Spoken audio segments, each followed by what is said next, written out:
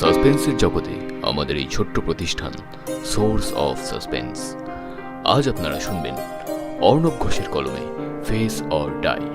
আজকের গল্প পাঠে রয়েছে অভিরূপ।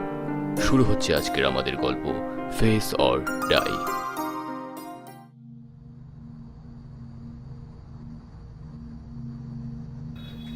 অক্টোবরের আগেই ঠান্ডাটা এবছর জাঁকিয়ে বসেছে।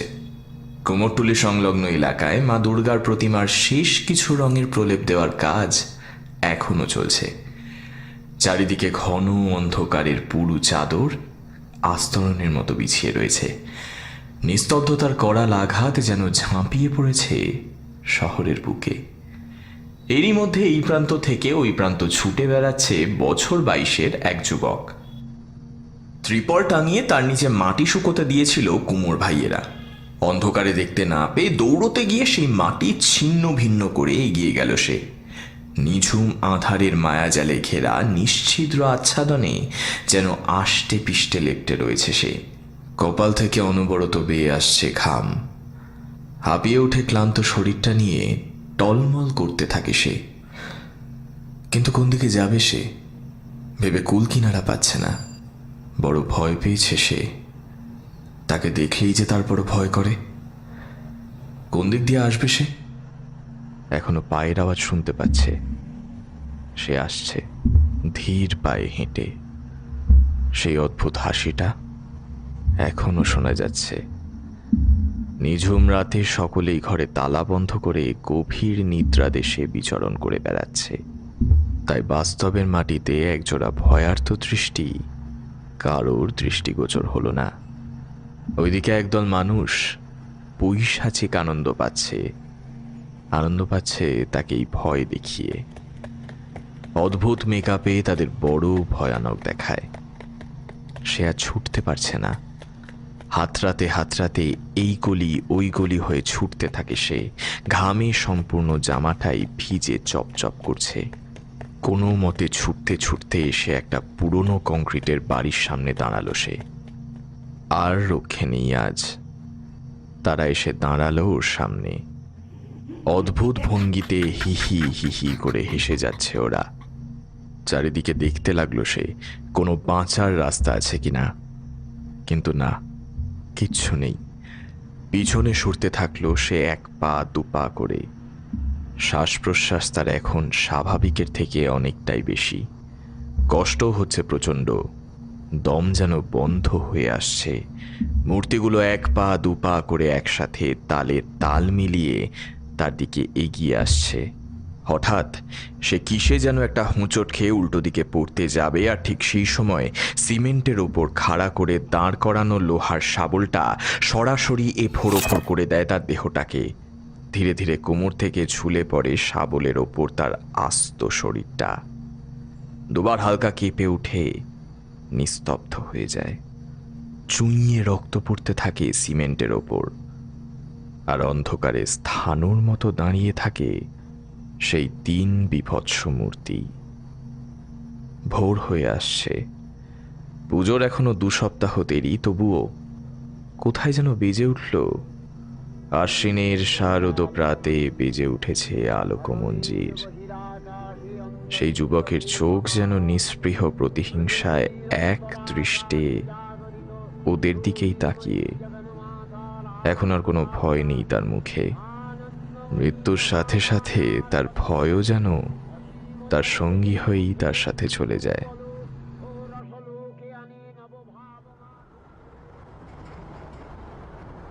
চাকরিতে সেদিন শেষ দিন ছিল সৌমেনের। বসের টেবিলে রেজিগনেশন লেটারটা জমা দিয়ে বলে এলো সে একটা ফর্মাল মিলও করে দেবে। অফিসের বাইরে এসে নিচে মুন্টুদার দোকানে 1 কাপ চায়ের অর্ডার দিয়ে বসে পড়ল। হোয়াটসঅ্যাপ খুলে অফিসের গ্রুপটায় একটা ফর্মাল বিদায়সূচক মেসেজ লিখে সেখান থেকে লিভ নিয়ে নিল সে। এখন যা সেভিংস আছে বছরখানেক তার চাকরি না করলেও চলে যাবে। একার সংসার, অবসর সময় ঘুরে বেরিয়ে আর বইপত্র পড়েই সময় কেটে যায় তার। বিয়ে করে সংসারী হবার কোনোদিনই ইচ্ছে ছিল না তার। এছাড়া সত্যি বলতে বাবা মা জোর করায় কিছু মেয়ে দেখতে গিয়েছিল, কিন্তু কোনো মেয়েই নাকি তার মন মতো না।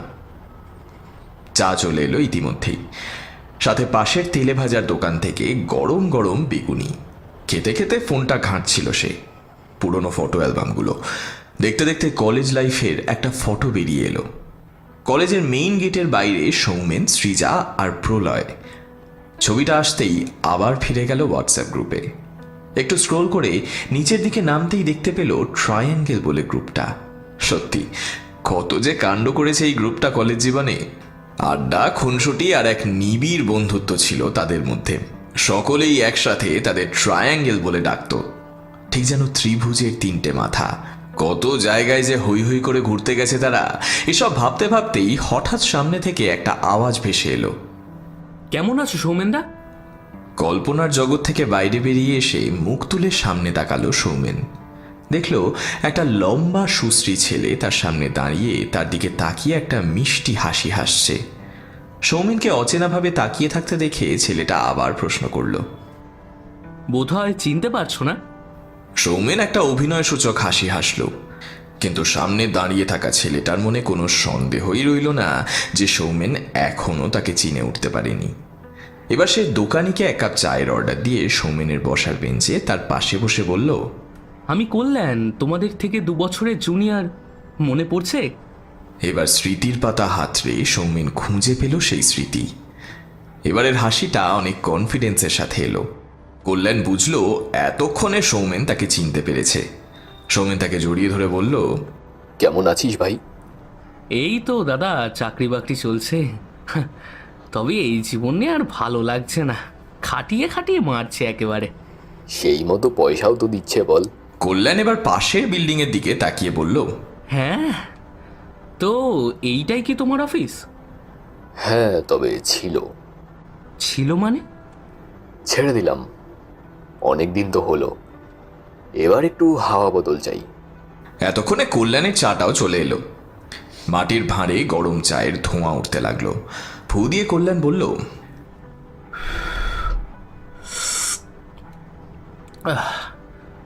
আমিও তাই ভাবছি, অনেক দিন গ্রামের বাড়ি যায় না, বোনটা একা রয়েছে। এই সৌমেনদা, আমাদের গ্রামের বাড়ি যাবে? তোমার হাওয়া বদল বেশ ভালোই হবে। দাঁড়া দাঁড়া, এরকম হঠাৎ করে বললে তো মুশকিল। আচ্ছা, আজ একটু ভেবে দেখি। ভাবার কি আছে? তোমার তো সংসারপাতি নেই, পিছু টানও নেই, তাহলে চলোই না। আর তোমাদের ওই ট্রায়াঙ্গেল গ্রুপ, মানে ওই প্রলয়দা আর সৃজাদি, ওদেরকেও বলো না যদি যায় আমাদের সাথে। সৌমেনের এবার স্মৃতি চাঙ্গা হলো। বর্তমানে প্রলয় বরোদা ব্যাংকের অ্যাসিস্ট্যান্ট জেনারেল ম্যানেজার, আর সৃজা কি করে সেটা ঠিকঠাক জানে না সে। কলেজের পর সেভাবে আর যোগাযোগও ছিল না। একটু ভেবে নিয়ে সে বলল, আমি তোকে জানাবো। তোমার ফোন নাম্বারটা দাও, সেভ করে নি। সৌমেন নিজের ফোন নাম্বারটা দিয়ে দিল। কল্যাণ একটা রিং ব্যাক করে বলল, এটা আমার নাম্বার, যদি চাও তো হোয়াটসঅ্যাপ করে দিও একটা। তোর গ্রামের বাড়ি যেন কোথায়? প্যারাডাইস দাদা, সিমলাতে। বাড়ি ফিরে এসে হাত মুখ ধুয়ে ফোন নিয়ে প্রলয়ের নাম্বারটা ডায়াল করলো প্রথমে। কিছুক্ষণ রিং হতেই ওপাশ থেকে একটা অচেনা কণ্ঠস্বর ভেসে এলো। কতদিন পর প্রলয়ের কণ্ঠ শুনতে পাবে বলে উৎকণ্ঠায় বসেছিল সৌমেন, কিন্তু ফোন ধরতেই ওপাশ থেকে একটা মেইলি কণ্ঠ উত্তর দিল। হ্যালো, কে বলছেন? আমি সৌমেন রায়।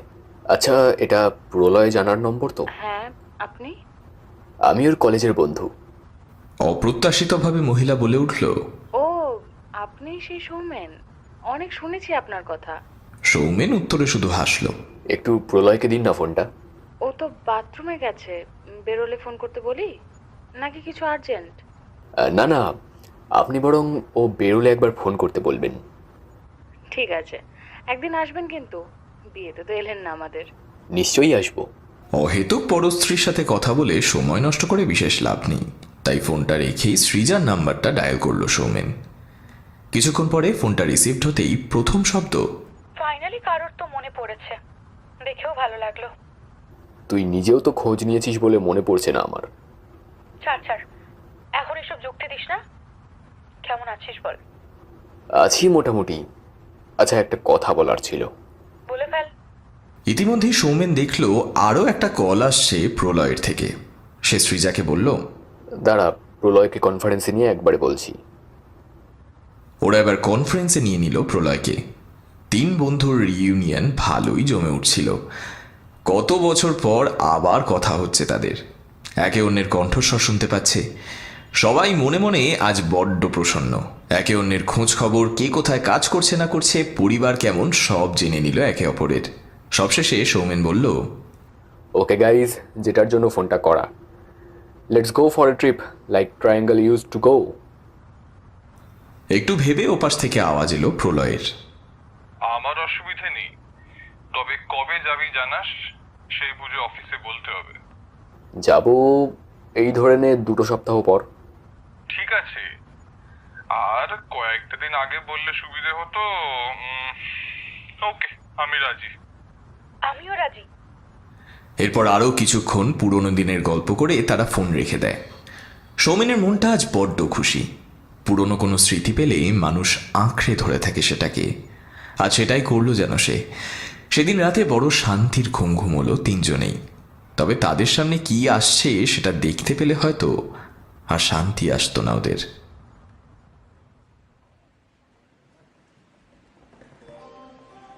দু সপ্তাহ পরে ওরা তিনজন মিলিত হয় হাওড়া স্টেশনে। রাত তখন 9টা বাজে। 1 ঘন্টা পর নেতাজি এক্সপ্রেস ধরে তারা রওনা দেবে কালকার উদ্দেশ্যে। সেখান থেকে টয় ট্রেনে সিমলা। সৌমেন তিনজনের উদ্দেশ্যে বলল, আরও একজন যাবে আমাদের সাথে। কে? ইতিমধ্যেই কল্যাণ তাদের পিছনে এসে দাঁড়িয়েছে। তারা মুখ ঘুরিয়ে দেখল কল্যাণ হাসি মুখে তাদের দিকে তাকিয়ে আছে। কল্যাণ এসে তাদের সব কথা বলল। তাদের থাকা, খাওয়া, ঘোরা সব কিছুর দায়িত্ব তারা 2 ভাই বোন নিয়েছে সেটা বুঝিয়ে দিল। এবার ট্রেন প্ল্যাটফর্মে ঢুকলে তারা একে একে উঠে পড়ে ট্রেনে। রাতের অন্ধকারে ট্রেন বাতাসের সঙ্গী হয়ে ছুটতে লাগলো কালকার উদ্দেশ্যে। কালকা নেমে তারা টয় ট্রেনের উদ্দেশ্যে রওনা হলো। ট্রেন প্রায় 3 ঘন্টা লেট ছিল, কিন্তু এই টয় ট্রেনটা এই নেতাজি এক্সপ্রেসের জন্যই দাঁড়িয়ে থাকে। এর কাজই হলো এই এক্সপ্রেসের যাত্রীদের সিমলা পৌঁছানো। সমস্ত যাত্রী নিয়ে সেই ট্রেন রওনা দিল সিমলার উদ্দেশ্যে। বেশি বড় না ট্রেনটা, ছোট্ট মতো দেখতে, অনেকটা খেলনা গাড়ি সাইজে বড় হলে যেমনটা হয় তেমনটাই। পাহাড়ি রাস্তার উপর দিয়ে ঝিকঝিক শব্দে ট্রেন চলতে থাকে। সবুজে ঘেরা পাহাড় আর হালকা শৈত্যপ্রবাহে তাদের মন বেশ ভালো হয়ে যায়। অনেকদিন পরে কলকাতার বাইরে নিঃশ্বাস নিচ্ছে তারা। মাঝের একটা স্টেশনে ট্রেন থামলে ব্রেকফাস্ট তুলে নেওয়া হলো যাত্রীদের জন্য। পাউরুটি, ডিমের অমলেট আর কফির সহযোগে পাহাড়ি ঝর্ণার মনোমুগ্ধকর দৃশ্য এবং অসংখ্য টানেল পেরিয়ে অবশেষে নিজের গন্তব্যে পৌঁছল টয় ট্রেন। সিমলা থেকে গাড়ি বলা আছে তাদের এবারের উদ্দেশ্য সাংলা। সিমলা তথা হিমাচলের কোলে অবস্থিত ছোট্ট একটা গ্রাম। পাহাড়ে ঘেরা ছোট্ট গ্রামটার প্রাকৃতিক দৃশ্য অপরূপ। গাড়ি থেকে কাঁচের জানলা নামিয়ে সৃজা দেখল সারি সারি গাছের আড়ালে আপটালে শ্বেত শুভ্র বরফ জমে আছে। মাঝে মাঝে ছোট্ট চা এবং ম্যাগির দোকান। পথে কিছু লোক সোয়েটার, চাদর আর টুপি পরে আড্ডা দিচ্ছে। এখানকার বাড়িগুলো পাথরের তৈরি আর খুব পুরনো, তবে মাটি থেকে উপরে পাথর দিয়ে ব্যালেন্স করা অদ্ভুতভাবে। স্থানীয় মহিলারা বিচুলি মাথায় নিয়ে কোথায় যেন যাচ্ছে। সেই সকল দৃশ্য দেখতে দেখতে মন বেশ চাঙ্গা হয়ে যাচ্ছিল সবার। গাড়ি এরপর একটা ফাঁকা জায়গার সামনে এসে দাঁড়ালো। তিনজন সামনে একটা দোতলা মাটির বাড়ি দেখতে পেল। বাড়িটা পুরনো, তবে কিরম আধুনিকতার ছাপ আছে। বাড়ির মাথার ওপর সোলার প্যানেল বসানো। কল্যাণ গাড়ি থেকে নামতে নামতে বলল, ওয়েলকাম ওয়েলকাম, আমার গরিবখানায় সকলকে স্বাগত। প্রলয় যেন হাঁ করে বাড়িটার দিকেই তাকিয়েছিল। কিছুক্ষণ পর বলল, ভাই কল্যাণ, যদি এটা গরিবখানা হয় রে, তাহলে আমি গরিব হতে রাজি আছি। Just look at the beauty man. পাহাড়ি অঞ্চল আর তার মাঝে এরকম একটা অ্যানশিয়েন্ট কাঠের ঘর উইথ মডার্ন টেকনোলজি। উফ, জমে ক্ষীর। কথাটা শুনে হালকা হাসল কল্যাণ। গাড়ি থেকে ব্যাগপত্র নামাতেই নিচে নেমে এলো এক মহিলা। অবশ্য মহিলা বলার চেয়ে মেয়ে বলাই ভালো। বয়স আন্দাজ ওই 22-24 হবে। তার দিকে তাকিয়ে রইল সৌমেন হাঁ করে। সে অবিবাহিত ঠিকই, কিন্তু তার চরিত্র খারাপ নয়। অথচ আজ যেন চরিত্র বিরূপ প্রতিক্রিয়ায় দেখা দিল তার মধ্যে। কল্যাণ মালপত্র নামিয়ে বলল, এই হচ্ছে আমার বোন দিশা। ও খুব ভালো রান্না করে। এখানে আর রান্নার কেউ নেই, তাই ওই সবার রান্না করবে। উনি কি বিবাহিত? প্রশ্নটা শুনে বাকি তিনজন অদ্ভুতভাবে সৌমেনের দিকে তাকায়। ব্যাপারটা সামলে সৌমেন বলে ওঠে, না মানে সামান্য কৌতূহল আর কি। ঠোঁট চেপে দিশার হাসিটা কারোর চোখ এড়ায়নি। তারা আস্তে আস্তে ভিতরে প্রবেশ করে। দুপুরে খেয়ে দিয়ে কল্যাণ জানালো এখানে সামনে একটা লেক আছে, স্থানীয়রা বলে চিটকুল লেক। বেশ সুন্দর পাহাড়ে ঘেরা একটা উপত্যকা। ফাঁকা এই অঞ্চলের মাঝ বরাবর বয়ে চলেছে একটা সরু নদী, আর রয়েছে ছোট্ট চা কফি আর ম্যাগির দোকান। আজ দুপুর থেকেই ঝিরিঝিরি বৃষ্টি পড়ছে বলে সেই জায়গার আসল সৌন্দর্যটা উপভোগ করা যাবে। সকলের সম্মতিতে সেখানেই যাওয়া স্থির হলো। এখানে গাড়ি পাওয়া খুব মুশকিল। এখানে কাঠের একরকম বিশেষ গাড়ি পাওয়া যায়। কল্যাণ কোথা থেকে একটা সেই গাড়ি জোগাড় করে আনলো। সকলেই খেয়ে নিয়ে একটু রেস্ট নিচ্ছিল। দুপুরে ভাত, ডাল, ডিম কষা দিয়ে ভালোই খাওয়া হয়েছে।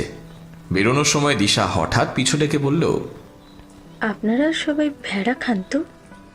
প্রলয় একটু ভেবে বলল, আমরা খাসির মাংস খাই, কিন্তু ভেড়া সত্যি বলতে খাইনি কখনো।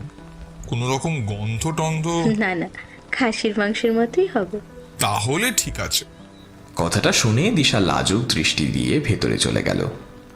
সৌমেন আবার সেই সম্মোহনী দৃষ্টি দিয়ে সেই দিকেই তাকিয়েছিল।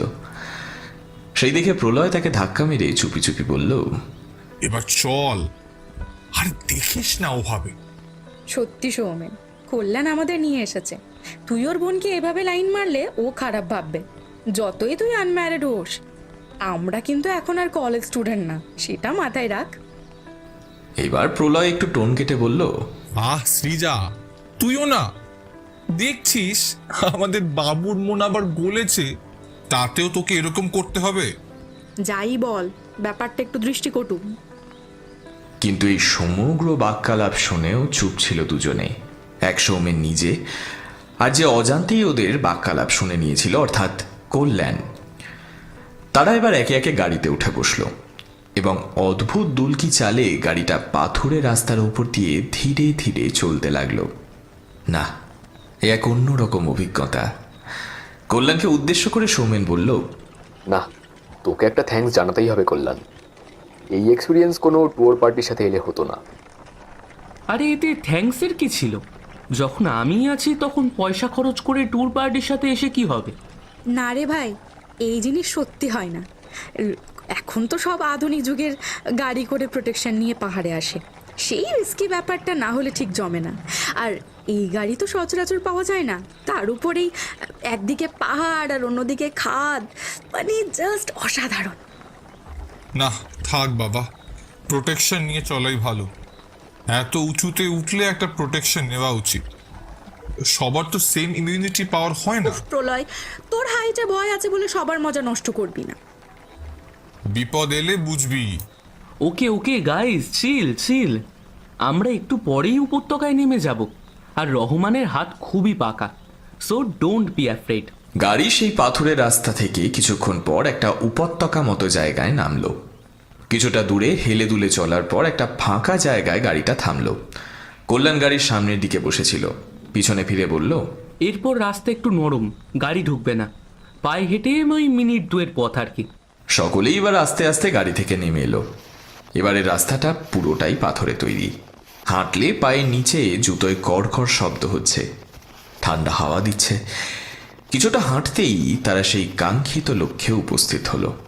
চারিদিকে পাহাড়ে ঘেরা, মাঝখানে কলকলে শব্দে বয়ে চলেছে বিশুদ্ধ জলের একটি সরু তীব্র শীতল ধারা, আর একপাশে একটা ছোট্ট খুপড়ি মতো দোকান। কল্যাণ গিয়ে সকলের জন্য গরম চা বলে দিল। সৃজা নিজের একটা ক্যামেরা এনেছে, সেই বা সেটা বার করে এই অপরূপ সৌন্দর্যে ছবিবন্দি করতে শুরু করলো। কিছুক্ষণ পরেই কল্যাণের ফোনটা বেজে উঠল। সে কথা বলার জন্য অন্যদিকে চলে গেল।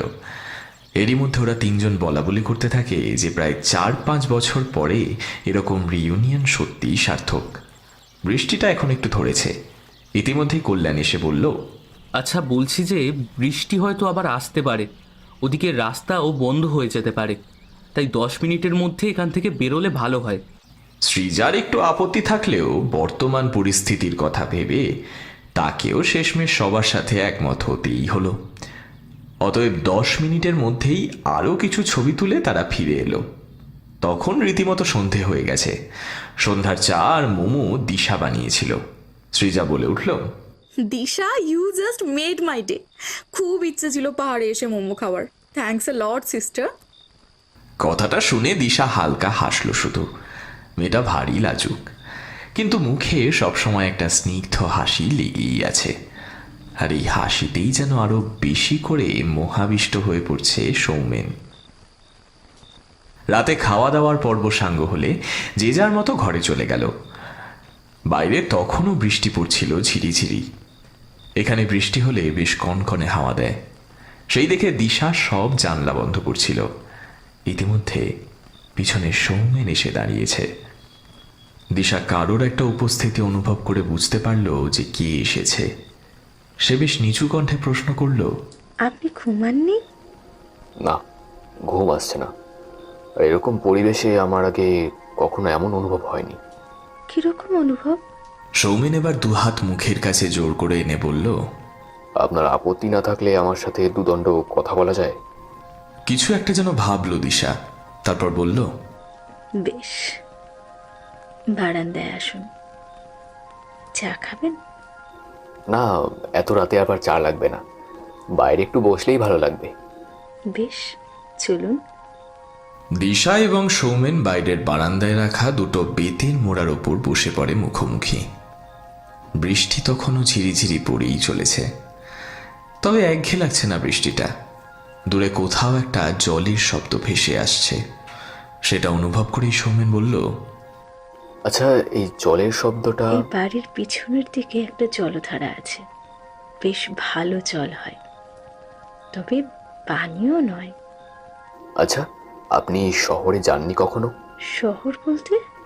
মানে চাকরির খোঁজে। এই ধরুন দিল্লি, আহমেদাবাদ, ব্যাঙ্গালোর, তারপর আপনার কলকাতা, পুনে, এই সব জায়গায়। না, আমার চাকরির কোনো শখ ছিল না। আমি বরাবরই নির্ঝঞ্ঝাট জীবনযাপন ভালোবাসি। বেশি টেনশনের কাজ আমার ভালো লাগে না। কোনো কারণ এই মানসিকতার? মানে আজকের দিনে দাঁড়িয়ে যখন মেয়েরা নিজের পায়ে দাঁড়ানোর জন্য লড়াই করছে, সেখানে আমি তো পরনির্ভর নই সৌমেন বাবু। আমার জীবন সম্পর্কে দৃষ্টিভঙ্গি আলাদা। আমি শুধু জীবনকে দুহাতে আঁকড়ে ধরে বাঁচতে চাই, টাকাকে নয়। আমার দুবেলা খাওয়া পড়ার মতো সম্বল হলেই খুশি। এর বেশি জাগতিক সুখে আমার আকর্ষণ নেই। আপনাকে একটা কমপ্লিমেন্ট দিলে আপনি কি রাগ করবেন? কথাটা শুনে দিশা হাসল, যেন এক মায়াবিনীর শ্বেত দন্তরাজি বার করা শুভ্র হাসি।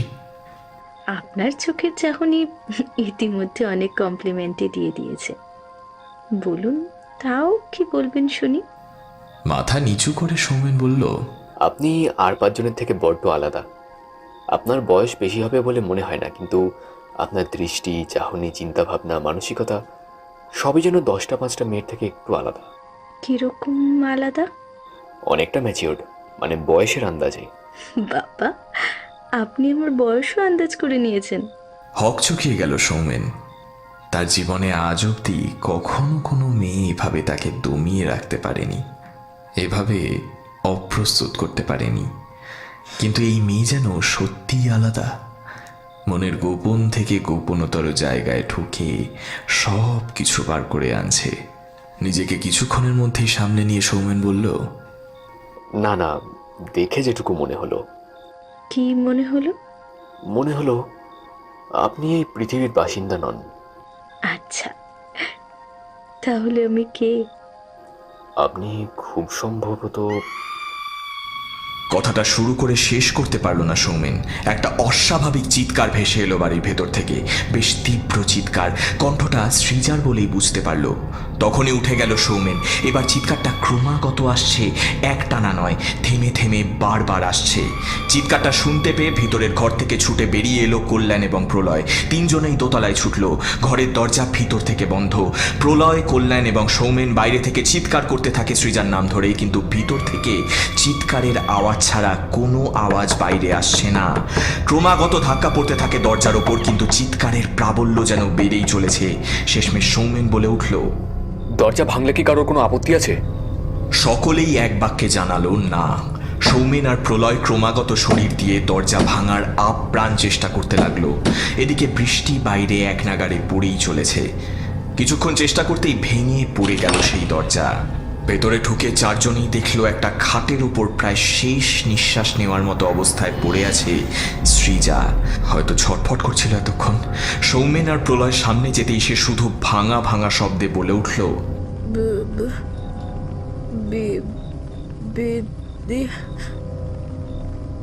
ব্যাস এইটুকুই। আর কোনো রকম নড়াচড়া অনুভব করতে পারল না তারা। এক হাত খাটের এক পাশে ঝুলে পড়ল, আর খাটের ওপর পড়ে রইল সৃজার নিষ্প্রাণ দেহটা। বাইরের জানালা দিয়ে প্রথম আকাশে একটা বিদ্যুতের বড় ঝিলিক দেখা দিল কিছুক্ষণের জন্য। সমগ্র অন্ধকার ঘরটা সেই ঝিলিকে একটা নীলচে আলোয় ভরে উঠল। সৌমেন অবশেষে মৌনতা ভাঙল।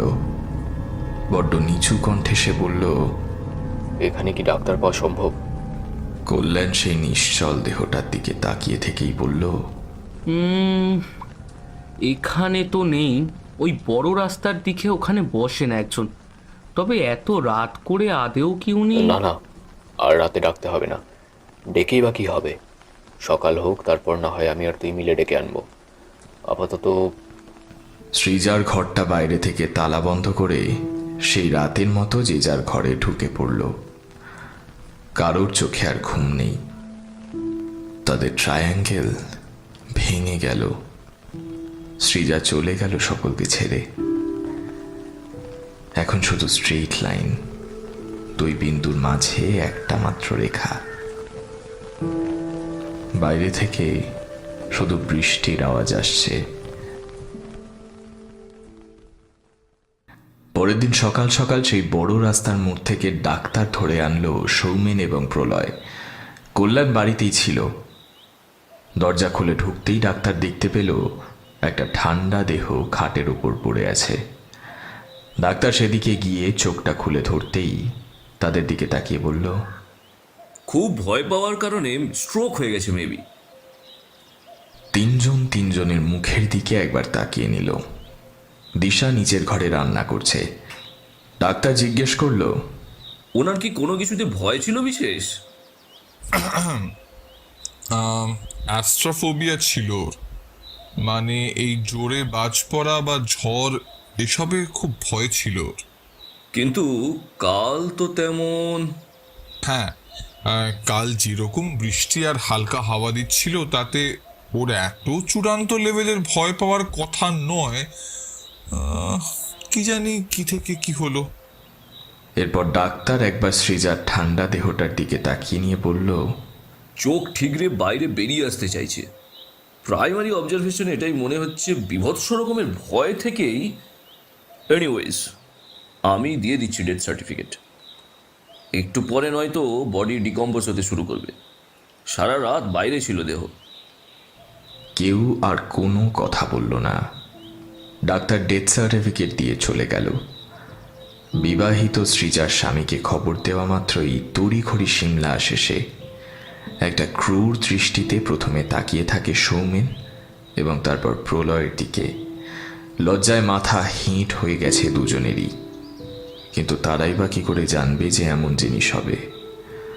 সৃজার মৃতদেহ দেখে দু চোখ থেকে জল গড়িয়ে পড়ে তার স্বামীর। বড্ড ভালোবাসত সে মেয়েটাকে। সৃজার পাহাড় খুব প্রিয় ছিল। একবার সৌমেনকে সে জানিয়েছিল তার ইচ্ছে। সে বলেছিল তার মৃত্যু হলে তার দেহ যেন পাহাড়ের কোনো উপত্যকায় কাঠের চুল্লিতে পোড়ানো হয়। সৌমেন এই কথা তার স্বামীকে জানালে সেও জানায় যে সৃজার এই ইচ্ছের কথা সে জানে। সেই জন্যেই নিজেই ছুটে এসেছে এত দূর। সেই কথা মতো তার আগের দিন যেই উপত্যকায় ঘুরে এসেছিল, সেই উপত্যকায় নিয়ে যাওয়া হয় সৃজার দেহ দাহ করতে। সেদিন সারাদিন কেউ কোথাও গেল না, ফিরে এসে যে যার ঘরে বসে রইল। ইতিমধ্যেই সৃজার স্বামী ফিরে গেছে ফ্লাইটে করে।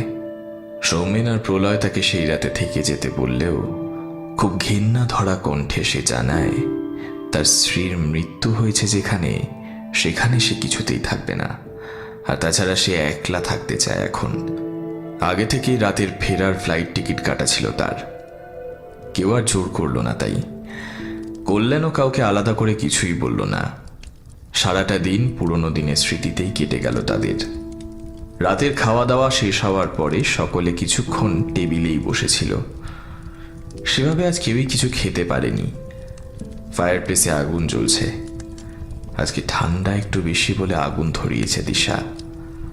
খাওয়া দাওয়া সেরে প্রলয় বলল, তোরা সবাই এখন শুতে যাবি তো? সকলে এক বাক্যে হ্যাঁ বলল। সৌমেন জিজ্ঞেস করলো, কেন, তুই কি করবি? ঘরে বসে আর ভাল লাগছে না, একটু বেরিয়ে আসবো। এই রাত বিরেতে পাহাড়ি এলাকায় না বেরোলেই নয়। আমার মন মেজাজ ভালো নেই। ইনফ্যাক্ট আমি জানি কারোরই মন মেজাজ ভালো নেই। তাই আমার মনে হয় এখন যে যেটা চাইছে তাকে সেটা করতে দেওয়াটাই বেটার। অহেতুক সব বিষয়ে নাক গলালেই নয়। কথাটা যে সৌমেনকে উদ্দেশ্য করেই বলা সে বিষয়ে বিন্দুমাত্র সন্দেহ রইল না। কিন্তু বরাবরই সৌমেন একটু ঠান্ডা প্রকৃতির ছেলে, চতুর, চপল এবং চালাক।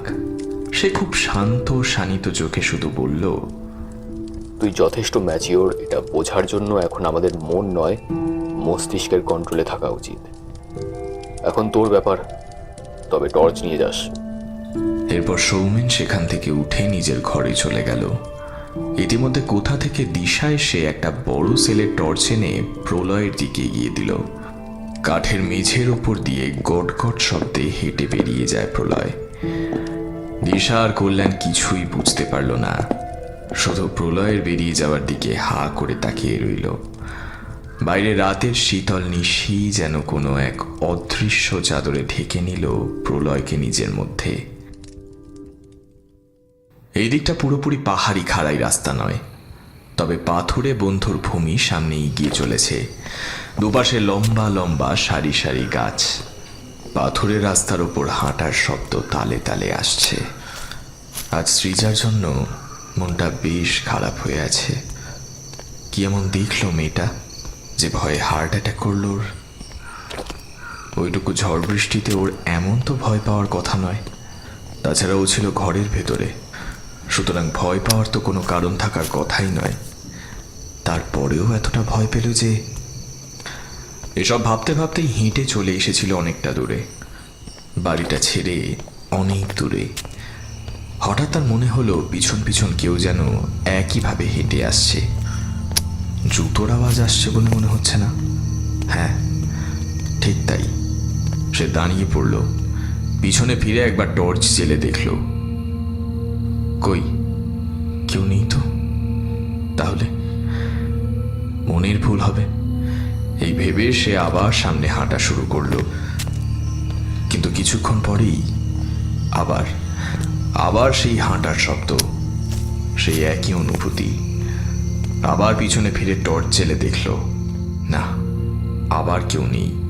পরপর একই ঘটনা 4 বার ঘটলে আস্তে আস্তে ভয় পেতে আরম্ভ করে সে। তার মনে পড়ে যায় সৌমেনের সেই কথা, তুই যথেষ্ট ম্যাচিওর এটা বোঝার জন্য এখন আমাদের মন নয় মস্তিষ্কের কন্ট্রোলে থাকা উচিত। এখন তোর ব্যাপার। সে এবার উল্টো রাস্তা ধরে হাঁটতে শুরু করলো। বেশি রাত করেই পাহাড়ি জঙ্গলে থাকা উচিত নয়, কিন্তু সেই একই জিনিস তার আবারও মনে হতে থাকলো। পিছনে ফিরে হাঁটতে লাগলো সে। হঠাৎ পায়ের ধাক্কায় একটা মাঝারি সাইজের পাথর শব্দ করে নিচে পড়ে গেল। থমকে দাঁড়িয়ে পড়ল সে। খাদ। আর একটু হলেই অসাবধানতা বশত নিচে তলিয়ে যেত সে। কিন্তু আবার সেই এক অনুভূতি।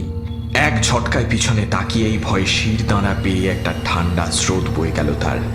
দূরে ওই জঙ্গলের সামনে গাছটা থেকে ওটা কে ঝুলছে?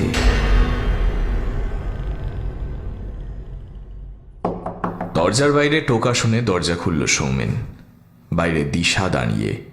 সে অবাক হয়ে গেল, এত রাতে দিশা হঠাৎ তার ঘরের বাইরে কেন? সব প্রশ্ন দৃষ্টিতে সে জিজ্ঞাসা করল, কি ব্যাপার এত রাতে? আপনার বন্ধু কিন্তু এখনো ফিরল না। এই অঞ্চলটা বেশ শুনশান, পাহাড়ি জঙ্গলে রাত করে বেরোতে নেই। উনি তো কারোর কথা না শুনেই বেরিয়ে গেলেন। যদি বিপদ কিছু হয়। সৌমেন বুঝল কথাটা নিহাত উড়িয়ে দেওয়ার মতো নয়, কারণ প্রলয় আপাত দৃষ্টিতে ভয় ডরহীন হলেও তার এক বিশেষ জিনিসে ভীতি ছিল, অটোম্যাটোনোফোবিয়া, a fear of feeling like human-like figures in non-living objects. এই ভয়টা প্রথম বছর দার্জিলিংয়ে গিয়ে জানিয়েছিল প্রলয়। সৃজা খুব ঠাট্টা করেছিল ব্যাপারটা নিয়ে। এছাড়া পাহাড়ি এলাকায় প্রলয়ের আর 5 জনের মতো হাইটেরও ভয় ছিল। দিশার ডাকে জ্ঞান ফেরে সৌমেনের। সে নিজেকে সেই মুহূর্তে সামলে নিয়ে বলে, কল্যাণকে ডেকে দাও, দেখি প্রলয় কতদূর গেছে। এই অন্ধকারে বেশি দূর যেতেও পারবে না। দিশা কল্যাণকে ডাকতে গেল। সৌমেন তার ঘরের খাটে রাখা জ্যাকেটটা গায়ে জড়াচ্ছিল, ঠিক সেই সময় ঘটে গেল ঘটনাটা। পাহাড়ি এলাকা রাতে শুনশান এবং নিস্তব্ধ হয়ে যায়, তাই সূক্ষ্ম থেকে সূক্ষ্মতর আওয়াজও বেশ ভালোই শোনা যায়। আর এই আওয়াজ তো ছিল গগনভেদী। নিকষ কালো অন্ধকার ভেদ করে একজন পুরুষ কণ্ঠ যেন তার শেষ আর্তচিৎকার মানব সভ্যতাকে শুনিয়ে গেল। পাহাড়ের গায়ে গায়ে সেটা প্রতিধ্বনিত হতে থাকলো। কোনো মতে দৌড়ে ঘর থেকে বেরিয়ে এলো সৌমেন। সাথে সাথে উল্টো দিকের ঘর থেকে কল্যাণও বেরিয়ে এসে বলল, প্রলয়দার গলার আওয়াজ না? সৌমেন কোনো কথা না বলে বাইরে ছুটে চলল, আর তার পিছন পিছন কল্যাণও। তবে পাহাড়ি রাস্তায় লাগামহীন ছোটা একটু বিপজ্জনক, তাই খুব দ্রুত পায়ে যেতে পারল না তারা। তবুও কল্যাণ মাঝে মাঝে ডেকে উঠল জোরে, প্রলয়দা, প্রলয়দা।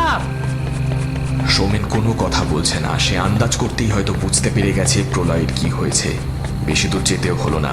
জঙ্গলের রাস্তা শুরু হওয়ার ঠিক সামনেই টর্চটা গড়াগড়ি খাচ্ছে, আর সেই আলোয় একবার করে প্রলয়ের ভয়ার্ত মুখটা আলোকিত হচ্ছে, আর একবার করে অন্ধকার হচ্ছে। আর দুজন তখন স্থানুর মতো সামনে দাঁড়িয়ে পড়েছে, কারণ দুজনের আর কারোরই বোঝার বাকি নেই যে প্রলয় ইহলোকের মায়া ত্যাগ করে ফেলেছে। তার বিস্ফারিত চোখদ্বয় যেন সৌমেন আর কল্যাণকেই গিলে খাচ্ছে। সৌমেন দেখল জঙ্গলের প্রথম গাছের একটা মোটা কাণ্ডের ওপর একটা 2 কাণ্ডওয়ালা ডাল এমনভাবে ঝুলছে যেন মনে হয় কোনো মানুষ আত্মহত্যা করেছে। তার 2 ফাঁকের মাঝখান দিয়ে পিছনের ডালে বসে থাকা পেঁচার চোখ এখনো জ্বলজ্বল করছে। পরের দিনে একই ঘটনা। ডাক্তার এলো, একই জিনিস বলল আর চলে গেল। প্রচণ্ড ভয় থেকে স্ট্রোক। সৌমেন একবার মনে মনে ভাবলো, এই ডাক্তার শুধু এই একই জিনিস বলতে জন্মায়নি তো। প্রলয়ের বাড়িতে খবর দেওয়া মাত্র তার স্ত্রী কান্নায় ভেঙে পড়ল। তবে আসল কথাটা গোপন করেই সৌমেন বলল সবটা। এখনই সবটা বললে ঘাড়ে দোষ পড়তে পারে, তাই যতটুকু রাগঢাক করা সম্ভব সেটা করেই সৌমেন আর কল্যাণ লোকাল থানায় খবর দেয়। দেহ ট্রান্সফার করতে যা যা ফর্মালিটিস আছে সব করে দেহ ডিসপ্যাচ করে আসে। বেসিক কিছু প্রশ্নের মুখে সৌমেনকে পড়তে হয়, তবে কল্যাণের লোকাল থানায় ভালোই চেনা জানা আছে, তাই বেশি খাটায়নি ওরা। একদিনের ব্যবধানে দুজনের মর্মান্তিক মৃত্যু। কি হচ্ছে বুঝতে পারছে আস্তে আস্তে সৌমেন। কথায় আছে, পাপ ছাড়ে না বাপকে। তবে কি সেই পাপই আবার ফিরে আসছে বুমেরাং হয়ে? দুজনের মৃত্যু আপাত দৃষ্টিতে ভয় থেকে হলেও তাদের মধ্যে মিল হলো, তারা যেই জিনিসে ভয় পায় সেই জিনিসের জন্যই হয়তো মারা গেছে। সৌমেনের আর থাকতে ইচ্ছে করছে না এই অভিশপ্ত জায়গায়। মনে মনে বেশ রেগে গেল কল্যাণের ওপর। নিজের ভাগ্যকে দোষ দিতে লাগলো। কি কুক্ষণে যে কল্যাণের সাথে দেখা হয়েছিল, আর কি জন্যই যে এই প্রস্তাবে তারা রাজি হয়ে গেল, তা এখনো বুঝে উঠতে পারছে না সে। দুপুরে খাওয়া দাওয়া সেরে নিজের ঘরে গিয়ে বাড়ি ফেরার টিকিট কাটল সৌমেন। তারপর নিজের মানসিকভাবে ক্লান্ত শরীরটাকে এলিয়ে দিল নরম বিছানায়। সেদিন বিকেলে কল্যাণকে নিজের ঘরে ডাকলো সৌমেন। কল্যাণ ঘরে ঢুকতেই সৌমেন বলল, আমি কালই চলে যাব, টিকিট কেটে নিয়েছি তৎকালে। কল্যাণ যেন প্রস্তুতি ছিল এই কথাটা শোনার জন্য। সে ঠিক সেই মতো ভঙ্গি করে বলল, ভালোই করেছো বাবা, আসার পর থেকে যা সব হচ্ছে তোমাদের আটকে রাখবো না। আর সত্যি বলতে আমারও। কথাটা মাঝপথে থামিয়ে দিয়ে নিজের ব্যাগপত্র জামাকাপড় গোছাতে গোছাতে ব্যস্ত হয়ে সৌমেন বলল, না না, তোকে ওভাবে আলাদা করে লজ্জিত হতে হবে না। আর তাছাড়া তুইও কি করে বুঝবি যে এরকম সব ঘটনা ঘটবে? কল্যাণ একটা অদ্ভুত হাসি হেসে বলল, তুমি ভুল ভাবছো সৌমেনদা, আমি এতটুকুও লজ্জিত নই। মুহূর্তে ঘাড় ঘুরিয়ে কল্যাণের দিকে তাকালো সৌমেন। কল্যাণের মুখে এখন একটা হিংস্র হাসি, যেন বহুদিন ধরে ক্ষুধার্ত বাঘের সামনে হরিণের গরম রক্ত আর নরম মাংস রেখে দেওয়া হয়েছে। সৌমেন ভুরু কুঁচকে তার দিকে তাকিয়ে রইল। তার হাত যেন কাঁপতে শুরু করেছে। কল্যাণ ঘরের দরজাটা বন্ধ করতে করতে বলল, তুমি ঠিকই ধরেছো সৌমেনদা, আর প্রলয়দাও হয়তো শেষের দিকে ঠিকই ধরেছিল। পাপ বাপ কেউ ছাড়ে না, তাই তোমাদের কলেজ লাইফে করা পাপের এখন প্রায়শ্চিত্ত করতে হচ্ছে। কোন কোন পাপের কথা বলছিস তুই? মৈনাক, মনে পড়ে? ক্লাস্টারোফোবিয়া, ফিয়ার অফ ক্লাউন। তোমরা তিনজন শীতের রাত, উত্তর কলকাতা, বোর্ডিং লাইফ, টর্চার আর অকাল মৃত্যু, মনে পড়ে? সৌমেনের স্মৃতিপটে ভেসে উঠল সেই অভিশপ্ত রাত। সেই সঙ্গে একটা অদ্ভুত অনুভূতি হতে থাকলো তার। মাথাটা ঘুরতে থাকে, পাশের খাটটা ধরে ফেলে সে। আস্তে আস্তে এগিয়ে আসে কল্যাণ। এতক্ষণে সৌমেন সম্পূর্ণ বিছানার উপর শুয়ে পড়েছে। তার হাত পা একেবারেই অচল। কল্যাণ তার পাশে বসে তার মাথায় হাত বুলিয়ে দিতে দিতে বলল, ঘাবড়িও না সৌমেনদা, ঘাবড়িও না। খুব অন্যরকম বিষ, জানো তো। এসব তোমাদের ওই শহুরে কেমিক্যালস বা ওষুধের দোকান দিতে পারবে না। পাহাড়ি ফুল আর তাদের রেণু এবং পাপড়ির মিশ্রণে বানানো, মৃত্যু যন্ত্রণাহীন আর কত ভালো ওষুধ। আর ওইদিকে দেখো, সুইজারল্যান্ডে নাকি আবার সুইসাইড মেশিনকে লিগালাইজ করেছে। কত অন্য উপায় আছে, কিন্তু এরা না বেকার টাকা খরচা করে, জানো, একেবারে ফালতু। যাকে মেন কথাটা যেটা হলো, এই যে বিষটা তোমার শরীরে দুপুরে খাওয়ার সাথে গেল, সেটার মাহাত্ম্য এটাই যে এটা প্রথমে তোমার হাত পা এবং আস্তে আস্তে শরীরের সব অঙ্গ প্রত্যঙ্গগুলোকে অকেজো করতে থাকবে। আর শেষে কি হবে জানো? ধীরে ধীরে লাংস, কিডনি, লিভার আর সব শেষে ব্রেন আর হার্ট। সৌমেন এবার ছটফট করছে খাটে। হাত পা না নড়লেও দেহটা কোনো মতে নড়ানোর চেষ্টা করছে সে। তার মুখের ওপর আঙুল চালাতে চালাতে কল্যাণ বলল, তোমরা আমার দাদাকে ভয়কে ফেস করিয়ে জয় করানোর চেষ্টা করেছিলে, আমি জানি, বিশ্বাস করো, আর আমি বুঝিও। কিন্তু তোমরা বোঝনি যে যার ভয় সেই বোঝে, আর সেই জানে তার ওপর দিয়ে কি চায়।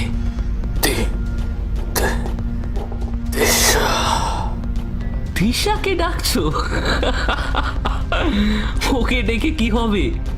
ওকে তো তুমি প্রথম দিনেই চিনেছ। তুমি নাকি বলেছ ওই পৃথিবীর মানুষ নয়।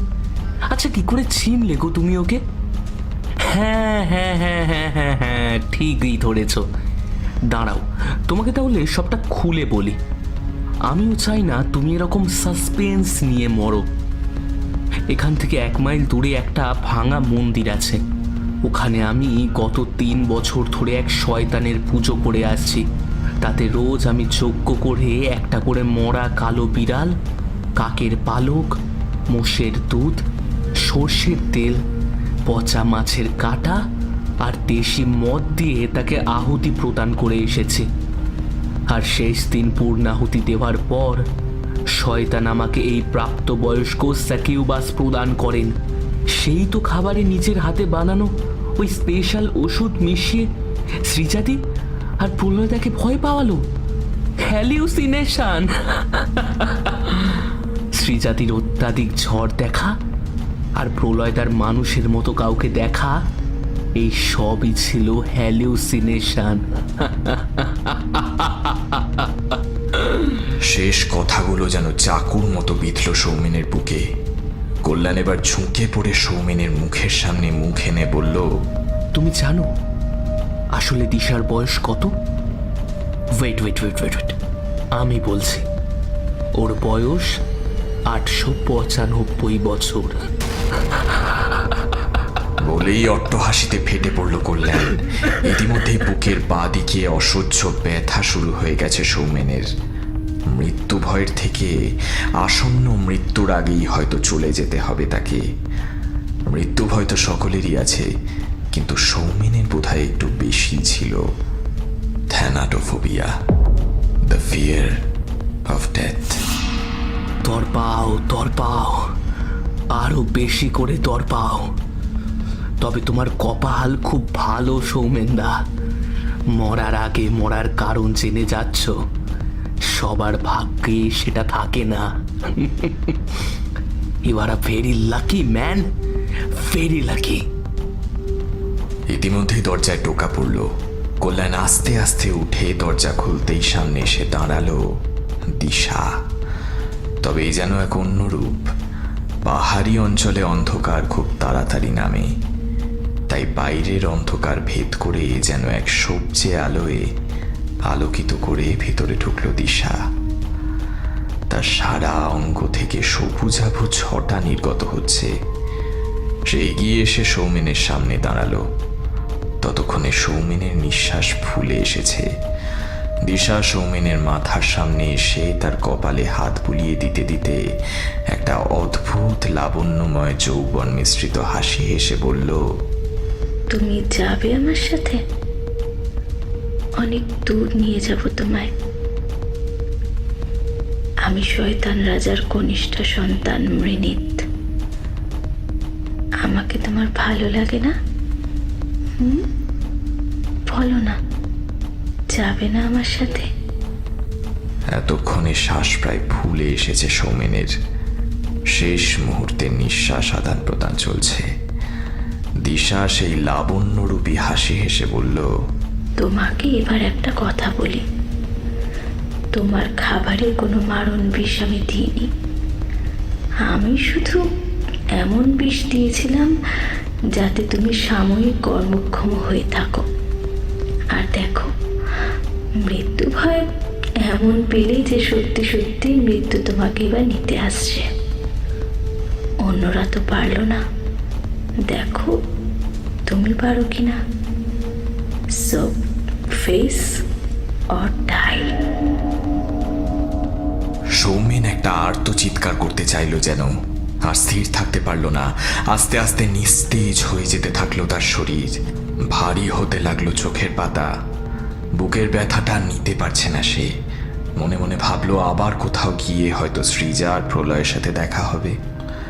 ধীরে ধীরে সিমলার এক প্রত্যন্ত গ্রামের ভেতর শীতল বাতাসের মধ্যে মিলিয়ে গেল সৌমেনের আত্মা। রাত তখন গভীর। অবশ্য ঘড়িতে সময় তখন রাত 10টা, কিন্তু পাহাড়ি অঞ্চলে এটাই প্রায় মধ্যরাত। 7টা-8টার পর আর লোকজন, গাড়ি ঘোড়া এসব কিছুই রাস্তায় বেরোয় না। সৌমেনের দেহ দাহ করে ঘরে ফিরে এসেছিল কল্যাণ। ঘরের পিছনে স্টোর রুম থেকে তার এবং তার দাদার ছোটবেলার ছবিটা বার করে এনে ঘরের দেওয়ালে টাঙিয়ে দিল সে। সময় নেই আর, এবার যাওয়ার পালা। গায়ের হালকা চাদর জড়িয়ে রওনা দিল সেই মন্দিরের উদ্দেশ্যে। কনকনে ঠান্ডা হাওয়া দিচ্ছে, কিন্তু কল্যাণের কোনো বোধ হচ্ছে না সেই বিষয়ে। আজ সম্পূর্ণ মন্দির অঞ্চল অন্ধকার। কোনো মতে খাড়াইবে ওপরে উঠে মূল দরজার সামনে আসতেই একটা অদ্ভুত গন্ধ তার নাকে এলো। মাছের আঁশ, তিল, মরা পোড়া আর ধুনোর অস্বাভাবিক গন্ধ। যজ্ঞের আগুনের লেলিহান শিখার আওয়াজ আসছে। চটি খুলে ভেতরে ঢুকলো কল্যাণ। দেখল দিশা ওরফে মৃণীত বিশাল এক মূর্তির সামনে পিছন ফিরে দাঁড়িয়ে আছে। সেই মূর্তির সামনেই 3 বছর ধরে উপাসনা করে দিশাকে পেয়েছিল। আজ দিশার চলে যাওয়ার দিন। তার কাজ আজ শেষ। শয়তানের কাছে আজ তাকে যেতে হবে, আর তার ভোগ হিসেবে নিয়ে যেতে হবে একটা মানুষের মাথার খুলি। আর সেই মানুষ আর কেউ নয়, স্বয়ং যে শয়তানের পূজারী, তারই মাথা নিয়ে যেতে হবে তাকে। কল্যাণ বসে পড়ে পূজারীর আসনে, মন্ত্র উচ্চারণ করতে থাকে ভারী কণ্ঠে। মৃণীত ততক্ষণে তার পাখি যোগিনী বন্ধুদের ভোগের জন্য আহ্বান করে নিয়েছে। শয়তানের বৃহত্তম পূজার দামামা বাজিয়ে শুরু হয় তাদের উল্লাসিত নাচ। কয়েক যুগ পরে আবার তারা নরমাংসের স্বাদ পাবে। মৃণীত শুধু মাথার খুলি নিয়ে ফিরে যাবে, আর তার যোগিনী সহকারীরা সারা রাত উল্লাস করবে কল্যাণের বাকি দেহটা নিয়ে। এই সব কিছু আগে থেকে জেনেই কল্যাণের প্রস্তুতি নিয়েছিল। দাদা ছাড়া যে তার জীবনে আর কেউই ছিল না, তার পিছনে কাঁদার জন্যেও কোনো মানুষ থাকবে না, তাই তার বাঁচা মরাতে কারোর কিচ্ছু এসে যায় না। একে একে পুজোর সকল পর্ব শেষ হলো। কল্যাণকে পবিত্র জলে স্নান করিয়ে নিয়ে আসা হলো। গলায় পরিয়ে দেওয়া হলো পচা জবা ফুলের মালা। ততক্ষণে যোগিনীরা এক বিশাল ভেপু বাজাতে শুরু করে দিয়েছে, এবং কেউ কেউ হাতে খড়গ নিয়ে আর মদিরা পান করে নাচানাচি শুরু করেছে। কল্যাণীর চোখে তখন জল। সে বহুদিন পর আজ চলে যাবে দাদার কাছে। হাড়ি কাঠে মাথা ঢুকলো তার, আনন্দে চোখ বুঝল সে। মৃণীদের হাতে রাখা খড়গটা নেমে এলো কল্যাণের কণ্ঠনালী বরাবর। কিছুটা রক্ত আর ঘিলু গিয়ে ছিটকে পড়ে মৃণীদের মুখে। তারপর সেই কাটা মুন্ডু নিয়ে বিজয়ীর ভঙ্গিতে শয়তানের দিকে ফেরে সে। ওইদিকে কল্যাণের দেহ থেকে গড়িয়ে আসা রক্ত চেটে চেটে উন্মত্তের মতো খেতে থাকে যোগিনীরা। পৃথিবীর এক অজ্ঞাত মন্দিরের দরজা একজন মানুষের রক্তের স্পর্শ পেয়ে চিরকালের জন্য বন্ধ হয়ে গেল। আর মৃণীত চলে গেল গহীন পাতালের অন্ধকারে তার উৎসের কাছে।